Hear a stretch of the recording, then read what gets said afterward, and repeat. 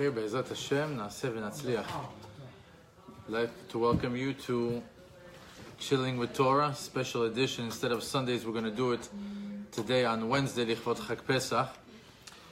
I'd like to give an honorable mention to tonight's sponsor, the Dornbush family, doing this in honor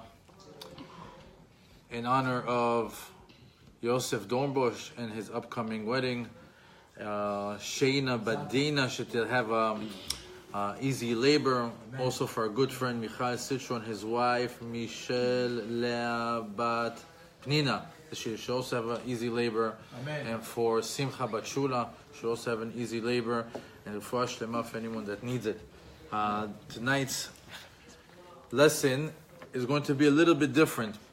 This is something that I usually do in my other places, but I wanted to do it over here tonight, just to give you guys a little bit more than a 5-10 minute chidush, something really, really interesting. I wanted to give a special chashivut to the Matza. So I researched it, and you won't believe what I found out. I'm going to share with you today the secret of the Matza. Past the fact that it's just the food that we eat for a week out of the year to commemorate the holiday of Pesach. We know that the Matza is unleavened bread, lechem shelo tafach. But we also it has so many other names. It has the name of lechem oni, that it's the bread of the poor. Lechem cherut, it's the bread of freedom. The Zohar calls it meichla de mehimnuta, that it's the bread of faith. It also says that it's michla de savata. It's the bread of healing, of refuah. And if you think about it, this is also the only holiday that's called Chag HaMatzot.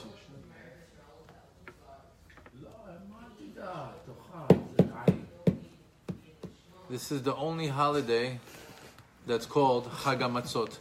Think about it. We have no other holiday that we say this is the Chag HaJachnun. There's no other holiday we say Chag HaSchena, Chag HaBeik Ziri. We don't have another holiday that we call it because of the food. There's no holiday that's called by the name of the food. Meanwhile, Pesach is Chag HaMatzot. Even Shabbat, we don't call it the sixth Chala weekend. What is so special about the matzah? עדיין לא. We said that lechem oni. What's so special about this matzah? Let's see if we can learn something about this matzah, about this food for our life, if it's even possible. I don't know if we could even learn anything from this cookie that we're eating, or from a fruit that we eat. But yet there's so many lessons that we could learn from the matzah that we're eating. First of all, let's begin with the process of making a matzah. The process of making a matzah is you take water and flour, you mix it together, and within 18 minutes, what happens is, once it's put together, after 18 minutes, all these airborne bacteria get into it and begin to allow it to rise. If you want to speed up the process, you put yeast inside. Yeast speeds up the process by creating, I'll give you the scientific term for it. It's a fermentation that occurs when the yeast cells break down the large starch molecules into sugars, into energy. And then the sugars get digested by the yeast, and they burp out this carbon dioxide and ethyl alcohol. And that's what creates the air bubbles in the dough. And that's what gives it the fluff and the airiness that we love in the bread that we eat. So the yeast brings out carbon dioxide and ethyl alcohol, and that's what brings it out. It creates a reaction. However, you should know that there's also airborne bacteria that can cause that, even without having the yeast, causing it to rise. Yeah, because the flour itself, the grain, have the yeast inside. That's right. Yeast comes from bread. אז צריך חומר מיד. בגלל זה צריך מיד. Tzchima? We do it immediately. Exactly, that's why we have that 18 minutes. So here's the big difference. So what's the big difference between a matzah and bread? One has leaven, the other doesn't. Yes, but what if there's one thing? What's the big difference between matzah and bread? One is flat, the other Oh, is you puffy. said this in the class of the kids. No. Time. Time. Before 18 minutes, it's matzah. After 18 minutes, it's chametz. זה מעניין שזה בדיוק 18. 10 minutes? 18. חודשיים. just 8 אצלתי. וואי. הייתי אתה עושה כבר מלא. So basically, once the dough is has the outside source of these airborne bacteria that get into the batch of or get into the mixture, it spoils the batch and makes it chametz. And typically, that's around the 18-minute mark. That's why we have that 18 minutes. So when we make matzah, we're very concerned with the environment. We're very concerned with the time restraint that's connected to it, and the dangers of turning this matzah into chametz. We're very concerned about it. You see, every time you go into a matzah making factory, it's all by time, not a drop of water. Everything has to be precise. In Sefer Shemot, there's a pasuk in Perek Yud Bet, pasuk Yud Zayin. It says, "Ushmartem et hamatzot, ki be'etzem hayom hazeh hotzeti et tzivotechem eretz Mitzrayim v'chule v'chule v'chule." It says that we learn from here, "Ushmartem et hamatzot," that matzah shmura. This whole concept of having matzah shmura, that it should be protected all the way from the beginning, from the time that it's harvested, collected, ground, and then made into flour and then cooked. This whole entire process. Could you read Ushmartem et hamitzvot? Ushmartem et hamatzot. I know, but could you read it? Yes, you are right now saying Rashi. So Rashi, actually, no, let's talk about this Rashi right now. It says, Ushmartem et hamatzot. Look what Rashi says about this pasuk. Shelo yavou lidei chimutz. That the matzot should not become leavened, or should not spoil and become chametz. Mikan amru, tafach tiltosh betzonen. From here we learn that when the dough rises, what do? Tiltosh, hit it, betzonen, with cold water, to bring it down. Rabbi Yishaya omer, al tiyeh koreh et hamatzot, ela et hamitzvot. Rabbi Yishaya says, has an opinion, says, don't read this pasuk, et hamatzot, ela et hamitzvot. Keder she'en machmitzin et hamatzah, the same way that we don't want the matzah to spoil, kach en machmitzin et hamitzvah. This is how we don't want to miss out on the mitzvot. Ela im ba liadcha aseh ota miyad. Rather, when the mitzvah comes to your hand, do it immediately. This is a beautiful Rashi. This is a Rashi that you can sit and talk about it for a whole night. It's the Zut. Wow, Sharone Lankry. What a surprise. Steven, please have a seat. We just started. Chag Sameach. Please turn a chair around for him so he can join us. So Rashi is telling us, Ushmartem et hamatzot. Don't read Ushmartem et hamatzot, Ushmartem et hamitzvot.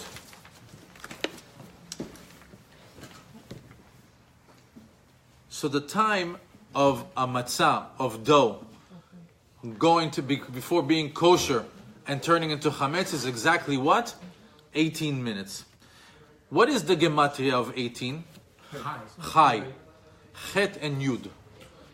Pay attention now to this word chai. Whoever keeps the mitzvot in a timely manner, meaning he doesn't let the mitzvah pass. As we're trying to learn out this Rashi now, right? So Rashi is saying, when a mitzvah comes your way, grab it. Don't let it escape you. The same way that we're so careful to grab the matzah doesn't become chametz, have that same attitude with the mitzvot. So,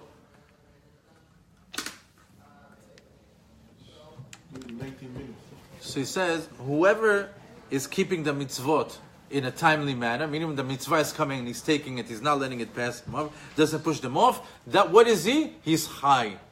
He's alive. But if you pass this high stage, if you pass this 18-minute stage, what do you become? Machmitz. Chametz. But the word מחמיץ in Hebrew is what? Missing out. שאתה מחמיץ משהו. החמצתי את המשחק, החמצתי את המניין. I missed it. המצווה, נכון. החמצת את המצווה. בדיוק. I missed it. בא מחמץ? So it's either in the 18 minutes you're high, you're living, you're grabbing the mitzvot and you have chayut in your avodat Hashem, or after the 18 minutes where you say, later push it off, what happens? You machmitz. Just like the dough becomes machmitz, you're machmitz of the mitzvah. Which means that you're missing out not only on the mitzvah, but you're missing out on life, the purpose of life, and you're missing out on the mitzvot that elevate you in this world and in the next. And also the reward that comes by doing this mitzvah. So the way that we treat the matzah is the way we have to treat the mitzvah. Don't let it pass by you. Don't let the 18 minutes pass you. That's basically what we want to do.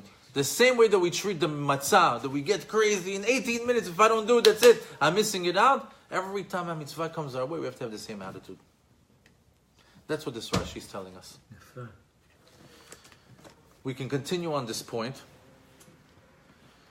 that similarly, when a person has external elements that come into his life, when he's not controlling his environment, he spoils his hayut. How does the matzah get spoiled? We said that after 18 minutes, something happens. Something from the outside permeates the yeast, or is already inside the yeast, and causes it to spoil. So this is what do? We try to protect that 18-minute boundary. So same thing, if a person doesn't protect his boundaries, doesn't protect himself like the way we protect the matzah, what happened? External things come into his life. The person allows bacteria into his dough. In other words, a person allows chitzonim into his life. And he becomes chametz. And he spoils his kashrut. And he spoils his purpose as a Jew. Because think about it. How careful are we with the matzah to keep the kashrut? Are we that careful to keep our yahadut kashrut? You know, the kashrut of us as a Jew? Are we that careful? Look how we act with the matzah. How come we don't act like that with our lives? So, matzah is only one mitzvah. Why don't we act like that for the 613?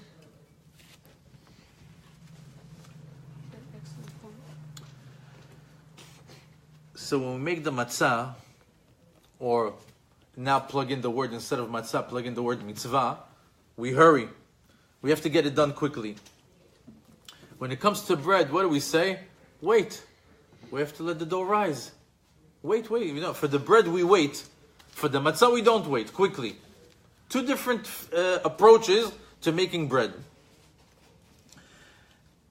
And you should know that the Yetzer Hara, number one tactic in the world, number one play that he tries to play on people all the time, so he tells you, wait. Take it easy. Not now, later. Mañana. As soon as the Yetzer Hara tells you later, not now, that's when you know he's now. He's taking the same thing with the bread. Wait, let it rise. It's a 7-day work also, not only in mitzvot, also at work.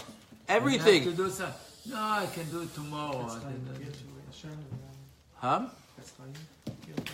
No, but let us say. So the Yetzer Hara, for example, sometimes when you don't get to minyan and you have to pray beyachid. Oh, what a war!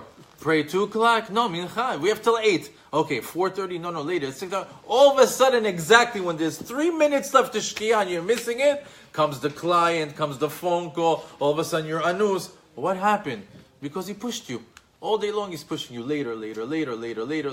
Wait for the dough to rise. Wait. And what happened? Chametz, machmitz, you missed it. That's his tactic. You see, the matzah, It works. it works. He knows of course it works. The whole thing is, once you know He the knows tactic, his business. you have to know, listen, I know your business. Now I'm going to play with you too. They call that. Why? Because when it comes to the Avera, what do you tell him? Avera, I'm going to do it. I'm going to sin. When? Later. Wait. Soon. Not now. In a little bit. The same thing that he does for you for the mitzvot, do for him for the sins. When he tells you, oh, listen, right now, you have to do something bad. We don't want to classify it because we have kids in the room. Everyone plug in the... what do you do? Tell him, okay, you know what? I'm going to do it. When? Later. Use his tactic on him. The matzah is, a lot of the times when the rabbis speak about the matzah, they talk about the matzah is for the anava. The anava is like, when you're humble. And the bread is the geava. Why? Because the way they act. The matzah is flat, doesn't rise. It's flour and water, simple, basics. The bread, not only is it's a dough, it rises, tofeach, flavors, the yeast also. The amount of yeast used for different flavors, all of a sudden it becomes the ta'avot. So the bread is for geava, and the matzah is for anava. Two different types. They're both considered bread, but they have two different types of characters. When we learned before, ushmartem et hamatzot, it says, shelo yavo lidei chimutz. Mikan amru, tafach tiltosh betzonen. Let's take that part of Rashi. This is also a very, very interesting Rashi. Ushmartem et hamatzot. You have to protect the matzot. Shelo yavo lidei chimutz, so they don't become leavened. In other words, what happens? The dough begins to rise. And it says when the dough begins to rise, how do you put the dough down? You put some cold water on it and you hit it. Let's learn it differently now.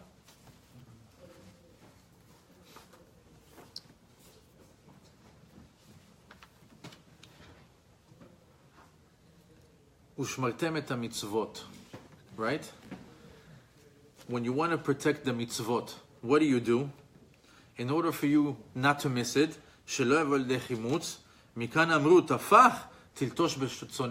what happens when you start to feel like you're about to lose out on the mitzvot? Hit it with cold water. What do we know mayim is? Mayim zeh? Mayim zeh Torah. The bread, when it starts to ride, what do? Hit it with some cold water. Hit it with some cold Torah. What's called Torah? When you give the person Torah, it deflates a person. Sometimes they say, give me the pasuk, the sum of the Yetzer Hara to drag him into the Bet HaMidrash. What's that pasuk? Sam yatzarti la Yetzer Hara. Tavlin. It says when you're finding yourself that you're wrestling with the Yetzer Hara, what did they say? Drag him to the Bet HaMidrash. What do you find in Bet HaMidrash? What do you find? Torah. You have to quiet him down with Torah. The minute he starts to rise inside of you, hit him down with some cold water. What's the water? The Torah.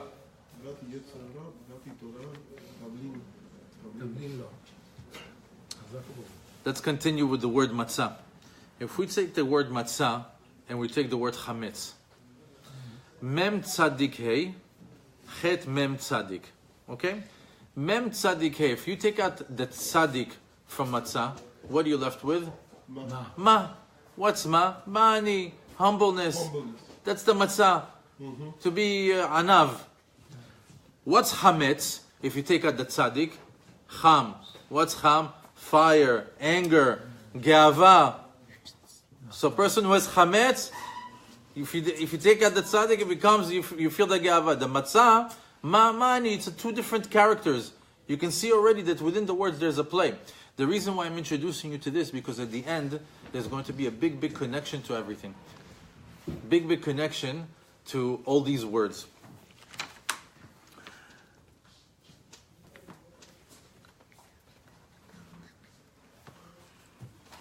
We call the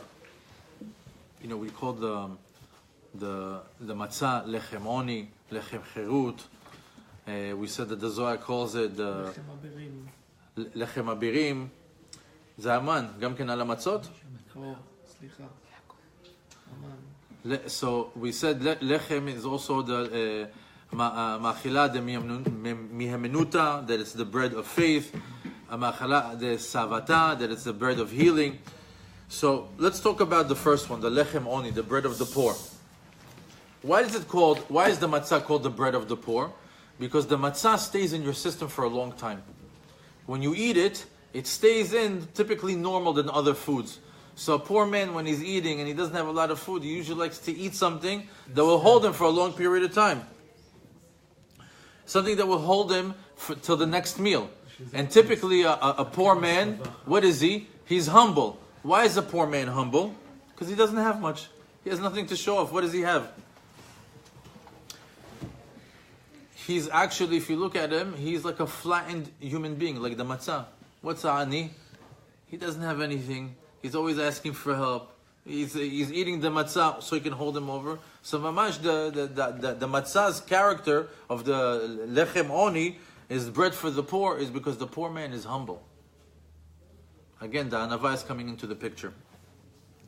When it says lechem cherut, the bread of freedom, I heard a beautiful chidush from my brother-in-law, Aaron Perkel, who heard this from his father, who got this chidush from the Alter Rebbe, from his book Likutei Torah, a book of Hasidut. He says, lechem cherut, the bread of freedom. So yeah, it was the middle of the night. The Jews were on the lowest level, the 49th level of Tum'ah. God tells them, hurry up, you got to come right now. And all of a sudden, millions of people are cooking bread quickly within under 18 minutes and leave. It's a little bit weird. It's a little bit weird that all these people all of a sudden got caught off guard. There wasn't like one lady over there that was prepared that said, listen, looks like we're going to have a Geulah pretty soon. Possibly in a few days. Let me make some bread. Maybe Yaakov and Shlomo are going to need some food on the way. Let me prepare for them. We're going to be leaving soon. All of them got caught off guard. All of them had to cook quickly and go. Not one mommy prepared for the road. They knew already, a few days in advance. They knew already. And they were enslaved also, so they didn't know. Yeah. So how could it be that we say that the matzah is only because they didn't have time? And the truth is, that's what it is. This is on an elementary level. On a first grade level, what we tell our children, yes, that's what it is. We didn't have enough time. The bread didn't have time to rise. We took matzot and we left Egypt. Okay. But here, Baruch Hashem, we have people that are studying the Torah for many, many years. And I think you should hear a beautiful chidush that I found out. It says,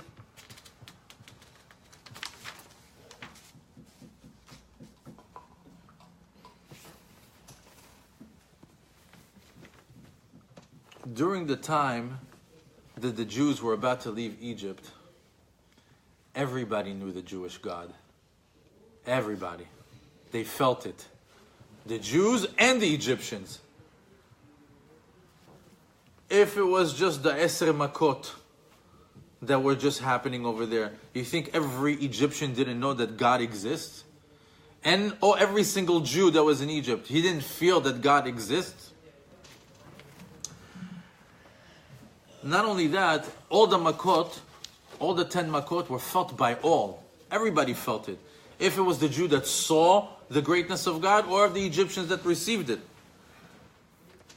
Even in Makat Bechorot, the Haggadah says, Ani velo malach, Ani velo saraf, Ani hu velo acher. In Makat Bechorot, a few days before leaving, before the cooking of the matzot, God was there. Everybody felt it. They felt it. It's specifically said in Makat Bechorot. No intermediary, no angels. So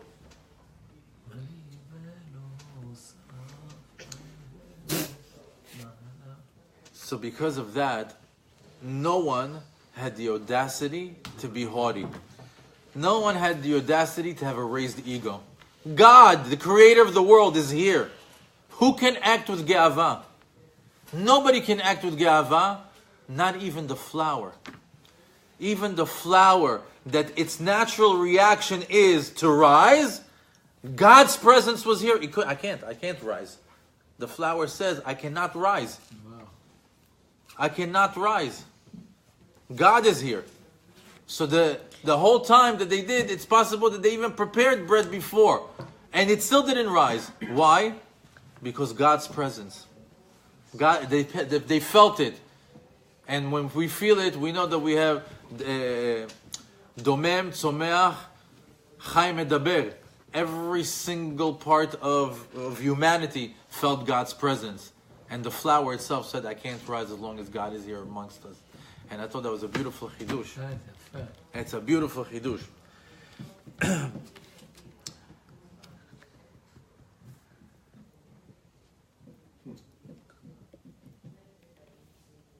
So even if they prepared the bread days before, the bread would never rise due to God's presence. And it's through God's true chesed that He took us out of Mitzrayim. We didn't deserve it. We were on the 49 level of Tumah. We didn't do teshuvah. We didn't ask for forgiveness. Hashem says, I'm going to do you a favor and save you before you can't save yourself.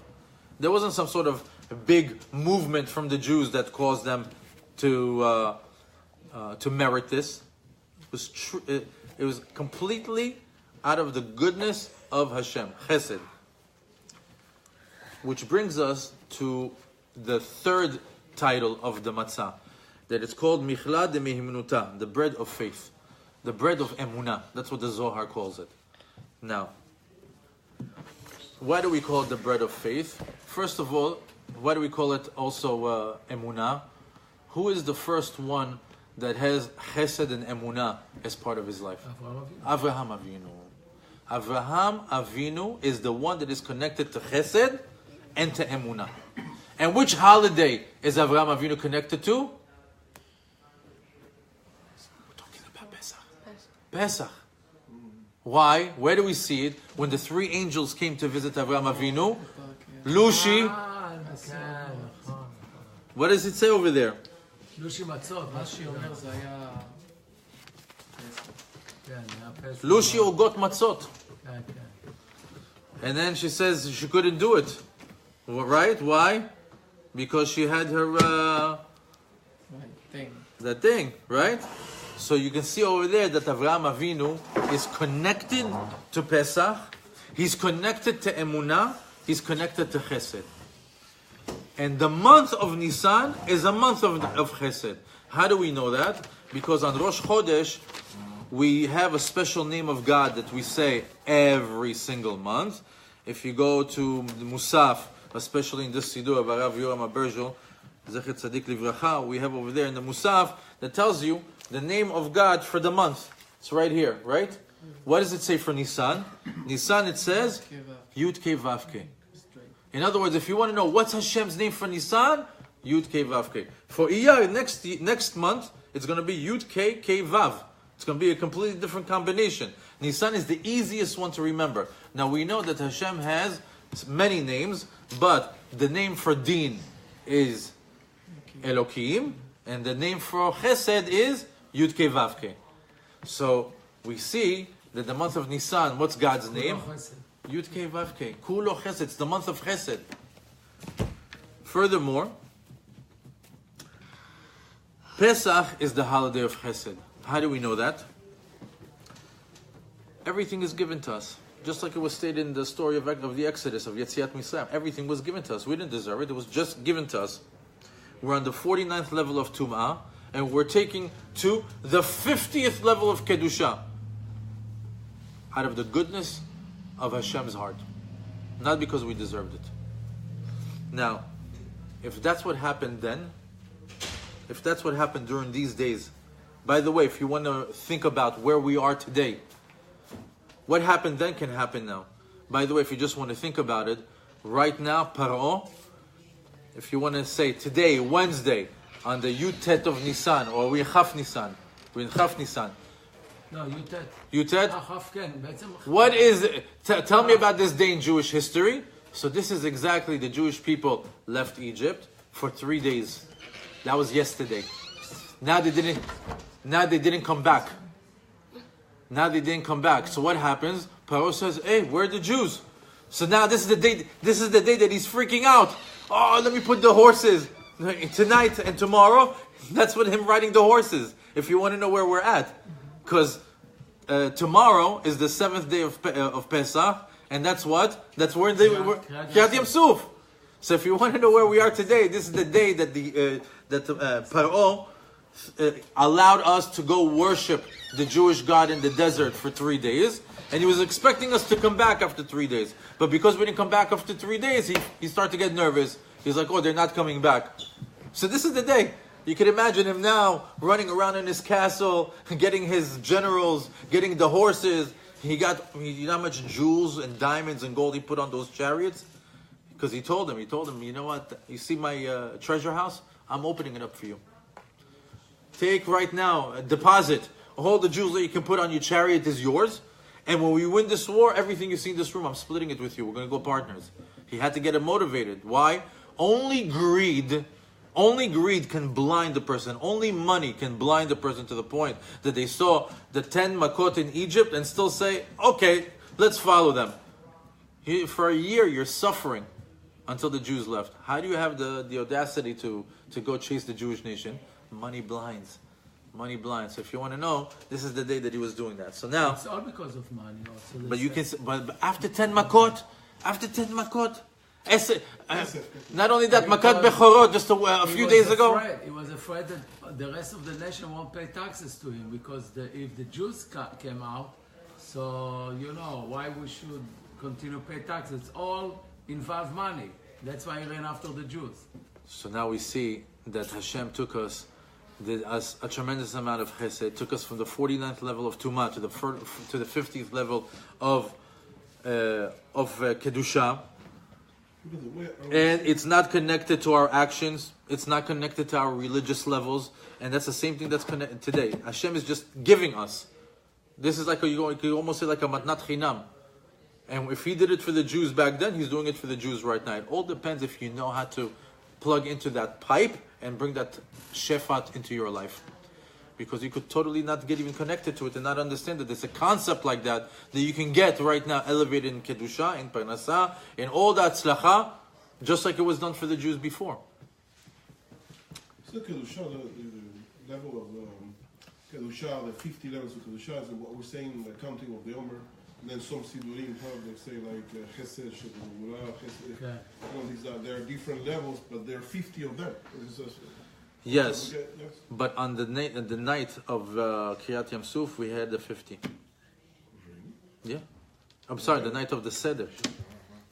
The night of the Seder. In one night? One shot. Yeah. In one shot. So what and there's no happened to the mezikin. This was a build-up, a character refinement towards receiving of the Torah. That's a different 50. Okay. Now,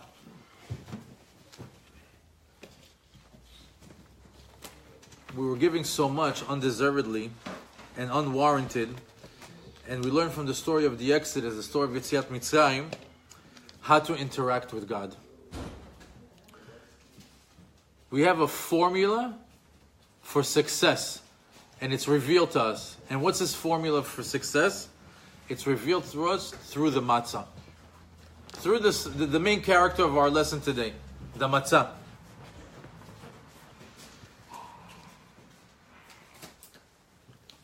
Avraham Avinu is the first one to promote emunah in the world. He is the first one to promote faith. And the Zohar tells us a person that eats matzah on Pesach gets to benefit from what? Building up his emunah. So if you have a hard time believing in God, or a hard time getting living a religious life, or you have some people around you that are not, stuff their face with matzah. It's the food of emunah. Imagine what any type of food that you can eat out there that can change your religious belief, that can make you have more emunah in God. Name me one food. The matzah. Like a peel for emunah. So you could actually take that matzah and say, Hashem, I'm having a few, issues in my emunah in this department, in that department. Help me gain emunah, help me have faith, so I can practice my religion better, so I can understand it, so I can have more fervor, that I can wake up in the morning and be excited to be a Jew. That I want to pray, that I want to keep mitzvot, that I want to chase the 613 mitzvot like the way they chase the matzah around for 18 minutes, so not to miss it out. Hashem, give me that emunah that I need. Nobody's perfect. Just because we wear a kippah on our head and we show up to minyan doesn't mean we're perfect. Everyone has skeletons in their closet. This is a good time to take a matzah and say, Hashem, help me with my emunah. Take a bite. And if you know somebody who's questioning the religion and doesn't keep Shabbat and doesn't pray this and that, that's okay. It's all good. He's still a Jew. But sit down with him and have a matzah meal with him. We grab him, open his mouth. I have many people that we want to stuff the matzah down their throat. And invite him for a matzah. Invite him for a matzah. אבל תן לו גם משהו לשתות, חייב לו לחנק. So this whole practice of the religion, we all want to be tzaddikim. We all want to be righteous Jews, right? But what's holding us back? What's holding us back from all being tzaddikim? So there's a saying over there. It's brought in Masechet. It's brought in Masechet Brachot that says, "Seor sheba isa me'akev." שיעור שבא יצא מהכבד? השיעור, החמץ, האיס. So what does this word mean? So I'll read it for you. In Gemara, in the Talmud, in Masechet Brachot, on the 17th, on Daf Yud Zayin Amud Aleph, on the 17th page on the first side, this is what the Gemara says. I'll read it in Hebrew, then I'll translate it. Alexandre, which was one of the rabbis during the time of the Gemara, Batar de Matzli, when he was praying his Amidah Shmonaaseh, Amar Hachi, he said like this, Ribon ha'olamim, galui ve'adu lefanecha sheritzonenu la'asot et tzonecha. He says, God, it's very well known that we all want to do your will, that we all want to be tzaddikim, that we all want to do your mitzvot. Umi ma'akev se'or sheba'isa. He says, and what's holding us back? What's delaying us from achieving our being righteous Jews and doing exactly what you want us to do? Se'or sheba'isa. The yeast that's in the bread. V'she'ibud malchuyot. And you added over there also the different empires and governments that are ruling over us throughout the years. And he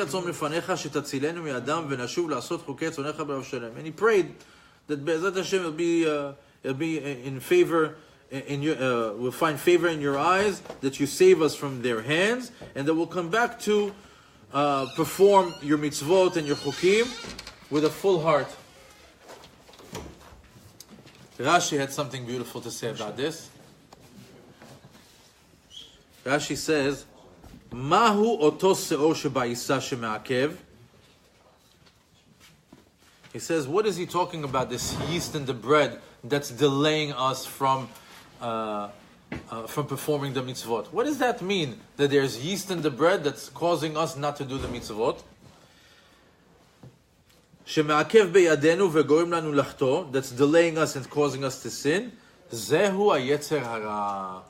Ha'se'or sheme'akev, the yeast that holds us back. He says that's another way of saying the yetzer hara. Sheme'orav bekol ta'alich u'ma'aseh shebechayenu. He's involved in every single thing that we do. And you have to understand that the source for that is that in the time of Etz Hadat, ever since Etz Hadat came into the picture, and the sin of Adam v'Chava and the snake, the Yetzer Hara is involved in every little thing that we do. He's become a character in every part of our life. And he continues to say, Kmo sha'isa tzricha se'or, he says, just like the dough needs yeast, which is yeast is basically causes it to ferment and to rise. כדי לטפוח ולגדול, כך אנו, לולא היצר הרע, היינו שקטים ועושים את המצוות. He says that's what we need in order to rise and to grow in avodat Hashem. We need the se'or shebaseh. We need the yetzer hara. Without the yetzer hara, we can't rise. We can't grow. He's our adversary that helps us grow. Otherwise, we'll just be, we do mitzvah, we go to sleep. It's a challenge. When you have a challenge, He's causing us to grow. By the way, בראשית, כשהקדוש ברוך הוא יצא את יצר הרע, טוב מאוד, כתוב שזה היצר הרע. חזק. טוב מאוד. But he's bad. כי הוא גורם לנו לגדול. חזק. by the way, זה לא מקבל שכר. But he's by the bad. way, Sharone, dough is another word for money. That's right. They call it. And Yeah. It makes you grow also, but it's also English, a right. little bit of yetzer hara. חזק. You have dough, you have מעניין. Now, we know that this whole mixture of the Yetzer Hara being part of our life is part from Etz Hadat and Adam Arishon. We know that eventually, what was his punishment? That he Bezeat apecha tochal lachmecha. You see, the hamotzi lechem min haaretz is a punishment. The way we get bread today.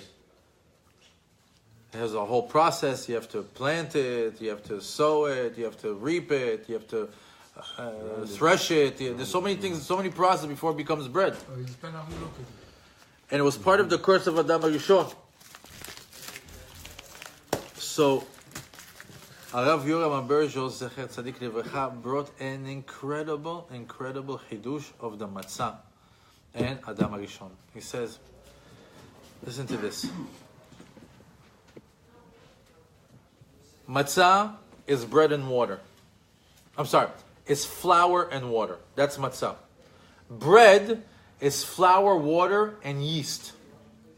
In other words, we adding the yeast, an outside source, into the bread and into the flour and water in order to create it.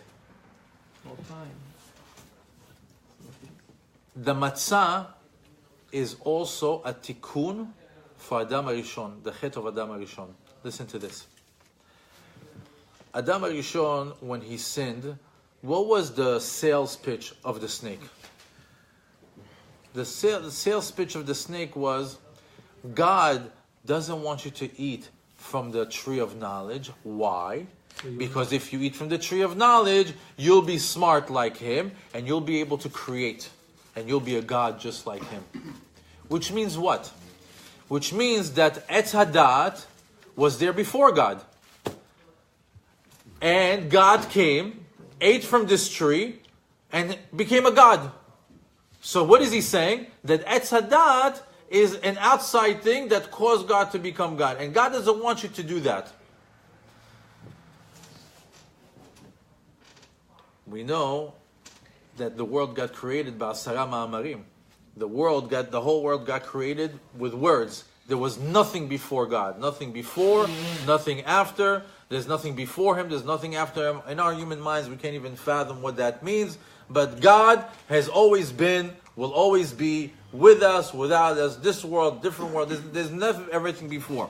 The snake was a snake. He was trying to convince Adam and Chava that no, the way that he became a God is through eating from this tree, meaning that this tree is what made him, that's what Hashem doesn't want you to be God like him, because that's how he got to this position. So he brought something that was outside to convince them. What do we do with the matzah? Because there's two concepts before we get to the matzah. There's a concept of yesh mi yesh veyesh mi ayin. Okay? Yesh mi yesh means that I can make something from something else. Yesh mi ayin means that I can create something out of nothing. God created this entire world, yesh mi ayin. He spoke, and he created the entire world just from speaking. It wasn't here. The world wasn't here. The trees weren't here. The people were. He created yesh mi ayin. Only God can do that. Yesh mi yesh means that there's something here, and from this something else got created. So the Nachash is saying, God created yesh mi yesh. The tree was here already, not yesh mi ayin. So what do we do when it comes to the matzah?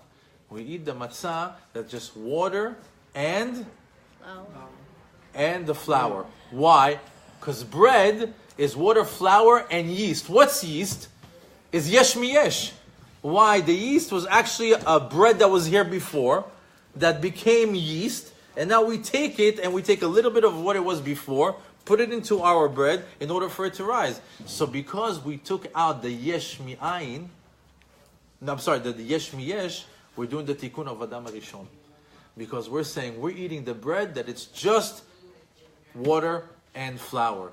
The fact that you want us to bring a product of yeast that is yesh mi yesh, which is the same lie of the Nachash, we're not doing it. That's why these 7 days we don't include bread. And as a matter of fact, how do we know that? What is the gematria of Nachash?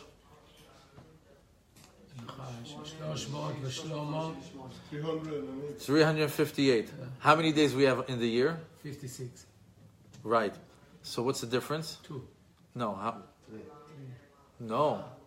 How many? What's the different number? 2. No. Nachash is 358. Yeah. No, minus 365. That's a 2. 350. Oh, wait. 360. Wait. How much is Nachash? 7. Why? Why the difference of 7 in the days? Because this is 7 days that we don't fall. That we don't fall for the lie of the Nachash. From the solar calendar, 365. 365. 365. Give you something else. Is that 358? I'm not sure anything about it. So this is, we have this 7-day period. Yes. So here, now that maybe you're not so strong with the Gematriot, so maybe we'll continue with Gematriot. Seor and Chametz are the same Gematria of Etz Hadat. Think about that. Let's look. I'm going to Seor v'Chametz. What do we say? Seor v'Chametz has the same Gematria of Etz Hadat, 635 if you want the number. Again, to show you the connection. Let's continue. Matza, the Gematria of Matza is 135. Adam, what's the Gematria of Adam? Is 45. Right? Mem is 40, Dalet is 4, Aleph is 1. When a person sins, what does he sin with? He sins with 3 things. He sins with thought, speech, and action. That's how a person can sin.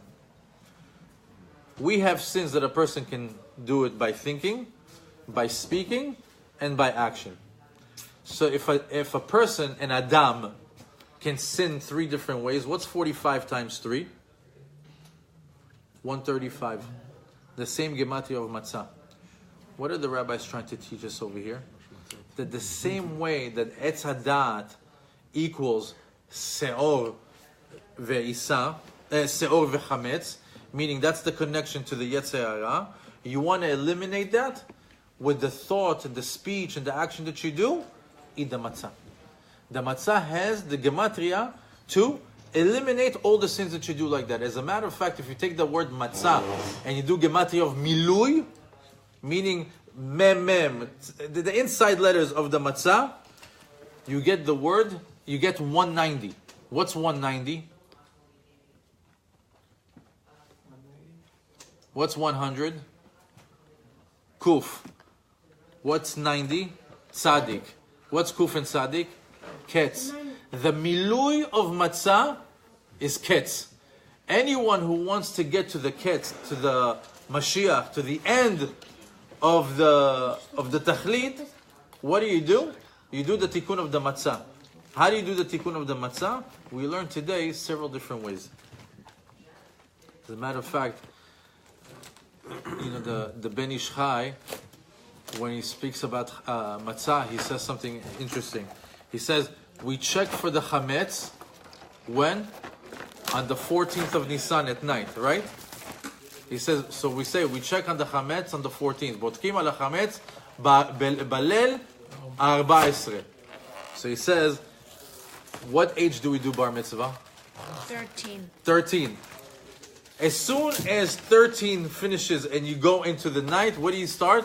You're starting the 14th year, right? So it says, Balel shel 14, botkim et hachametz. Right after you do bar mitzvah, that night, what do you have to do? You have to sit and check your chametz.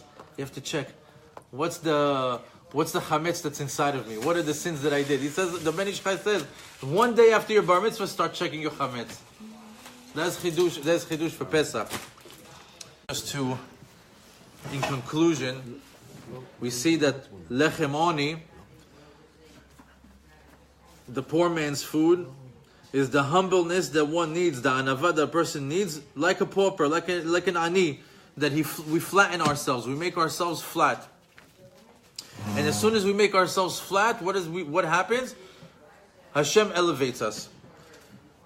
Just like he elevated the Jew when he took him out of Mitzrayim. Lechem cherut. What's lechem cherut? The bread of freedom. What's the lechem cherut? Is when we start to do the mitzvot quickly. When we don't procrastinate. When we don't stay like a slave mentality.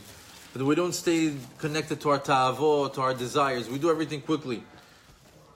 Ochel emunah. How do we get our emunah? we see that we learn from Avraham Avinu. That you eat the matzah and you're able to build your emunah just from the bread. No other food out there does this, has this type of connection. Ochel shel refuah, this is the matzah that has healing, and we see this in the afikoman. Many people save the afikoman for refuah, for easy childbirth, for easy childbearing. A lot of I even heard of a story of a rabbi in Israel. A rabbi came to our kollel and he says a guy came to him in a wheelchair. He went into his library, he took a piece of the afikoman, he fed it to him, and the guy got up from the wheelchair. It's one of those stories that but this was a very reputable rabbi that shared this story with us in the kollel, and he says, I saw it 3 days ago. I couldn't believe it when I heard it myself. Wait, 3 days ago. Now, the way you treat the matzah is the way that the matzah treats you. If you're going to take the matzah and you're going to say, it's like a dry cracker, I can't, I'm constipated, I can't have it, you're pushing it off like the matzah is the enemy, don't expect anything that I told you tonight to work. Nothing. But if you take the matzah and you hold it in your hand, you're like, oh my God, what emunah I'm going to get from this, and you sit there and you eat it, what refuah I'm going to get from you, what amazing miracles I'm going to get from you. If you treat it like that's what it is, it's going to happen. It's going to happen.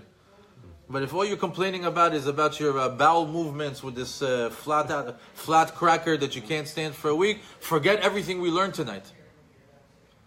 Take the matzah, put it in your head, talk to it, eat it, enjoy it.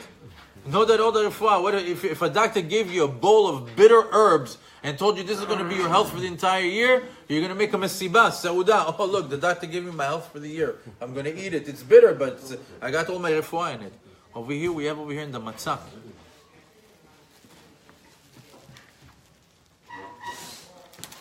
I'm going to share just one last story with you of the matzah and the terrorists.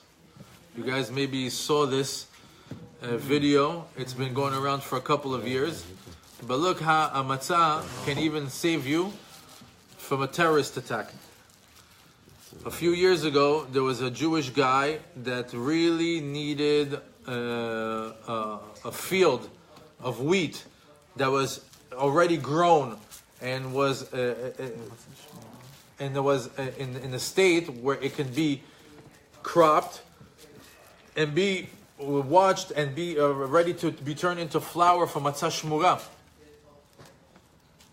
And he found it on the outskirts of Israel, between the West Bank, I think, or is it Gaza? Close to Gaza. Close to Gaza. And he found it, and even though the guy didn't want to sell it to him, he offered him such a tremendous amount of money, he ended up making the deal. And he took the field. Now that he took the field, he was preparing for his, for the people to come and start chopping away the wheat and take it away. Meanwhile, behind the scenes, the Arab terrorists dug a tunnel underneath that field. They dug a tunnel. And their plan was to come out in the middle of the night, a group of them, and they're going to come out in the middle of the field, and since the wheat was growing so high, it was the perfect field. No? They would be incognito, they wouldn't be able to be found, and then they'll infiltrate into Israel and cause terror. So, on the same day of that attack, the field was already completely cut. There was nothing there. It's the middle of the night, and there's a lady, a young girl, 18, 19-year-old girl, sitting in front of a computer screen in the IDF, and she's looking, and all of a sudden she's seeing some movement in the night. She zooms in, and she sees like little terrorists coming out of a tunnel, like popcorn. Like one after the other, and one after the other. Meanwhile, as soon as they're coming out, they're confused. Where's the field? They're looking to the left, they're looking to the right. You see them, they're running to the left, they're running to the right. They're confused, they don't know what's going on. She right away makes the phone call. Imagine 90 seconds. I heard. Was it 90 seconds? In 90 seconds, she makes the phone call. A launcher. I don't know how you basically see it. By the time that they're running around this and that, before you know it, all this is happening behind the scene, and you see a bomb drop. Boom! Right on top of him, destroy all 9 terrorists. the power of a matzah saved the Jewish people from a terrorist attack. The matzah shmura. So it just goes to show you that there's so many things behind the scenes Saved matzah. that we don't know. We're eating a bread, we're eating the matzah, we're complaining about it, but meanwhile it has the power to teach us how to live our life, how to activate Hashem to elevate us, how it has refuah in it. There's so many things that we can learn from it. And we have to give it the respect that it deserves. Okay. It was a little bit longer tonight because I felt like we need to give a little bit kavod to the matzah. But let's go around the room for any chidushim. Is this shir on? Gonna be online? Yes, it's on right now on Facebook. This you can you don't have to. You can just set it down and he'll be. It's not on the app, no? לא, איך אני אעשה? Okay, בכבוד. זה... Who has a? Ilan has a chidush. לא, אני לא... Oh, you don't? No. I'll say something only Okay. because B'zchut, I recommend everyone. This is a Haggadah shel Ben Ish Chai, and it's actually from my father-in-law, who's a Chabad Ashkenazi, Litvish background, but he has a background of also Babanel, Sfardi. Anyway, every Pesach, I'm really, honored to read through the stories, and he has stories, mamash true stories, and parables. With the Ben Ish Chai, he was amazing the way with his parables, to bring everyone close, those that were far and those that were very knowledgeable, to explain. So one story that I always like, it's a very simple story, but I always like to tell it and to repeat it. There was once a Gvir, a very rich man, that had a helper, also a Jewish man named Baruch Hirsch. And Baruch Hirsch, he sent him out Erev Pesach to go find stuff for the Charoset.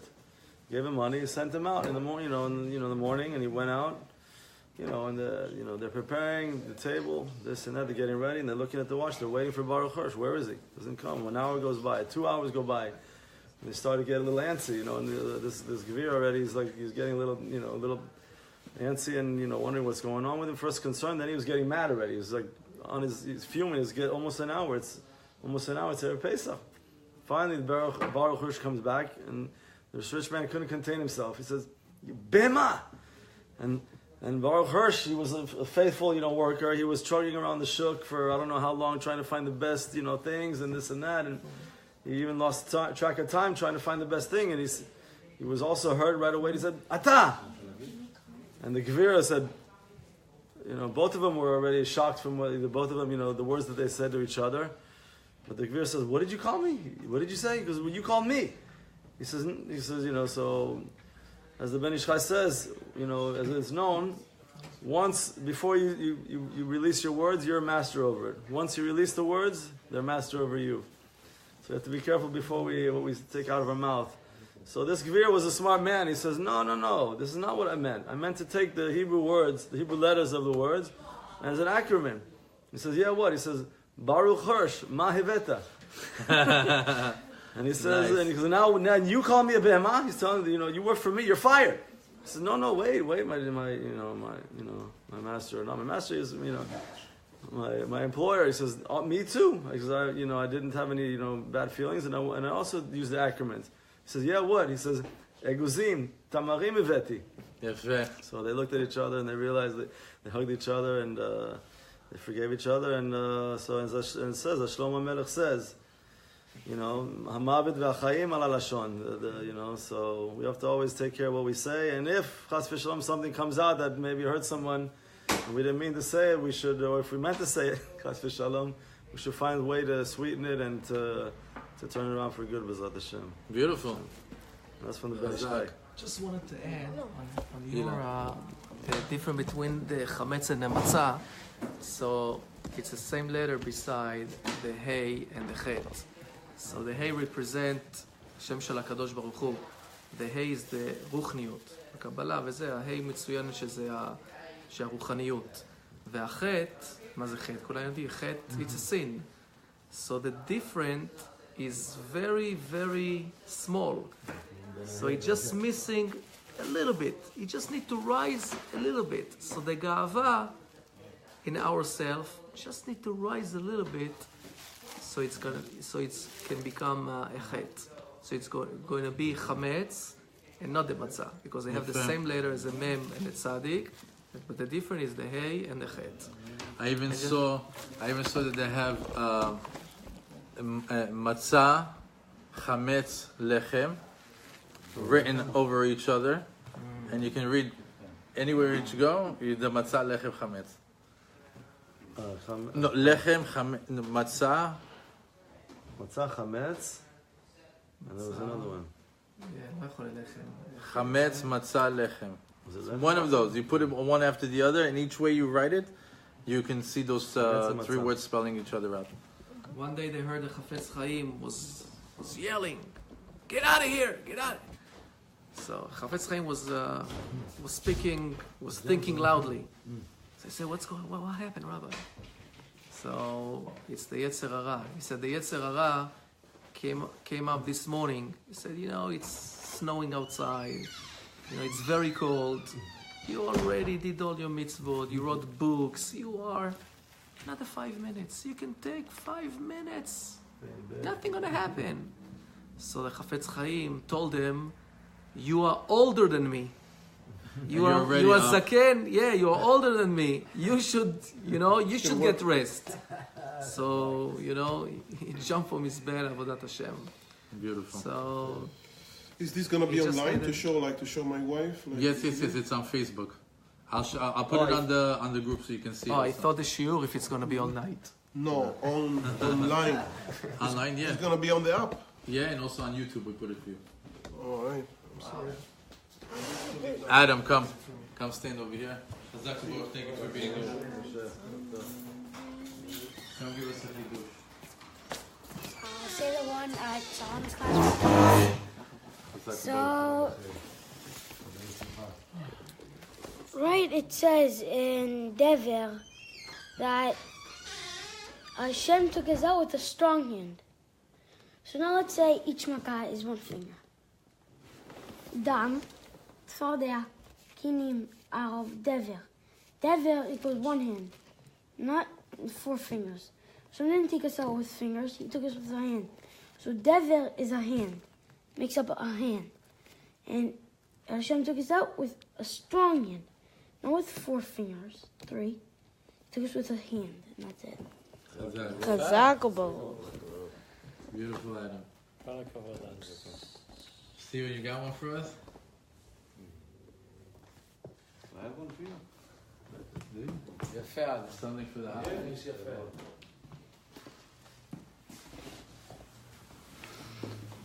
So, for all of you who don't know me, my name is Steven Sosher, and I went to school with Sharone from first grade to 8th grade in Brooklyn, and we used to be best friends. And I'm sure he remembers my grandfather. My grandfather is Chacham Shaul Kassin, which is the chief rabbi of the Sephardic community, and I'm his caretaker. I take care of him every day. I take him to shul in the morning and the afternoon. And every single morning we leave shul, he's very angry. He's very angry because we pray in the first minyan in Sharet Zion in Brooklyn, and all the young businessmen, they want to run out the door the second the tefillah is finished. And not only the second the tefillah is finished, once you finish Amidah Hazara, you say the Ana, the second that Kaddish happens, and they start the Ashrei, the tefillin is already off and they're already running out the door. It gets crazy because from Ashrei, and especially after Ashrei, when you start saying Ketoret, the people that are running out the door to go to their business meetings, they're fools. Because they're running out of the business to go to the business meeting to go make money. And if they only understood what the Ketoret really means, they would stay in the shul all day. That's right. Because that Ketoret right there is worth more than their business meeting that they're going to make money. They can make double, triple, quadruple if they stay for the Ketoret, and they answer for the last Amen, and they say Alenu. Because that right there is a big mazal that will complete their whole entire day to make the more of a mazal for their work day. So what he keeps telling everybody is if you have to catch a plane, you have a business meeting, you know that you have to go to shul in the morning. You know that you have to pray. You do it every day. You know how long it takes to pray. So it's not a secret. So when you book your air flight and you have to run to Japan or wherever you're going, go on the next flight. If you have a business meeting and you know you're not going to make it, you're going to go to Manhattan, to New York, and it's going to take you time, traffic, the whole nonsense, the whole shtiyot. It's the Yetzer Hara starting up with your head. In the morning. In the morning, before the day even starts, he's already starting with you. And he's doing it very tricky for you not to even know what's going on until you get to the office and you're late to the meeting. You still didn't make it. And you're fighting with the Yetzer Hara, fighting with him. And that's why he calls everybody tipesh, foolish, because they're running to where they're running to. They're running to the Yetzer Hara. The Yetzer Hara is waiting for them by their table in their office, by their chair. He's waiting to pat him on the back to tell him, good job, you did a good job. Instead, you do the opposite, like the Matza, and you play tricks with him. You tell him, no, I'm not gonna fall for this. I'm gonna make my meeting. Instead of at 7 o'clock or 7:30, I'm going to make my meeting 8:30, so I know that I could go to the first minyan, I could pray like a person, I could wrap my tefillin up like a normal person, take a breath before I walk into to work. I could understand what I'm doing. I have a clear mind instead of rushing. By the time you get into the office, you're already sweating because you're rushing. Do everything, relax, take it easy. And you finish the Ketoret, and you did the whole thing, and Hashem loves you for that. And for now on, when the holiday is finished, instead of everybody running out, take an extra 5-10 minutes. Set your day later, so you can take an extra 5-10 minutes. Chazak u'baruch. Actually, I can add to that. There was a story that I heard from Rabbi Mansour. He said that there was this one guy that rushed out of shul one day because he wanted to go to a Yankee game. And he rushed out right before Aleinu L'Shabach. The next day, when he came back, I'm not sure, but I think it was even Rabbi Mansour that he said about him. He says that he ran out of Aleinu L'Shabach, and the next morning, when he came into shul, the rabbi stands up and he says, "There's that guy that lost $1 billion yesterday." He's like, "Yeah, what?"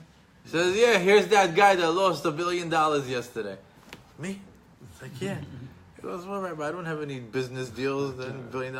He says, "You walked out on Aleinu L'Shabach. You walked out on the key to everything. That's the thing that locks the whole tefillah." As a matter of fact, it says over here in our sidurim that we shouldn't even take off our tefillin until it says which tefillah. After Aleinu Shabbat. No. Well, after Aleinu Shabbat, there's one pasuk. The minhag is to not take off the tefillin until you say this. Vayomer. אם שמוע תשמע לכל השם אלוקיך וישב בעיניו תעשה והאזנת על מצוותיו ושמעת כל חוקיו כל המחלה ששמתם מצרים לא אשים עליך כי אני השם רופאך. The Ben Ish Chai says, then you take off the tefillin. Not only that, to even strengthen it, says, if you pay attention to Aleinu L'Shabach,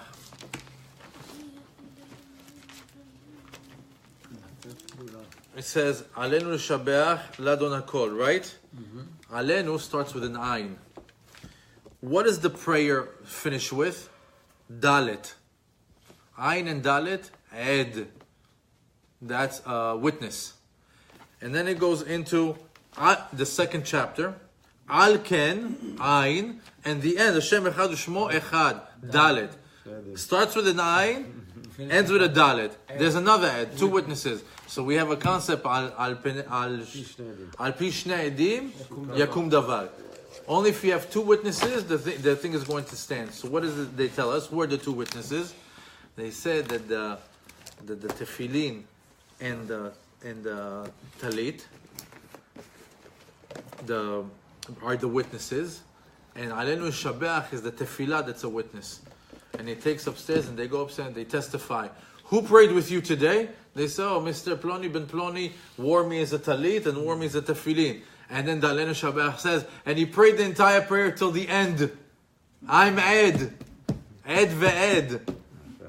They go and they testify. We know that in the end of times, but not in the end of times, at the end of 120 years, when people go upstairs and they bring people to court to testify in favor of you or against you, with prosecutors and defense attorneys, they say a wall can come and testify. A fly can come and testify. A bird can testify. A chair can testify. A chair can say, he sat on me for 30 years and prayed. So we have a concept that the tefillah can come and testify for you. And a tefillin and a talit can testify for you as well. Any other chidushim? Okay, I want to thank our sponsor, Dina Dornbush, for sponsoring this class. I want to thank all the people that participated and to our special guest from New York, for coming here. Chag Sameach, Shabbat Shalom U'Varach.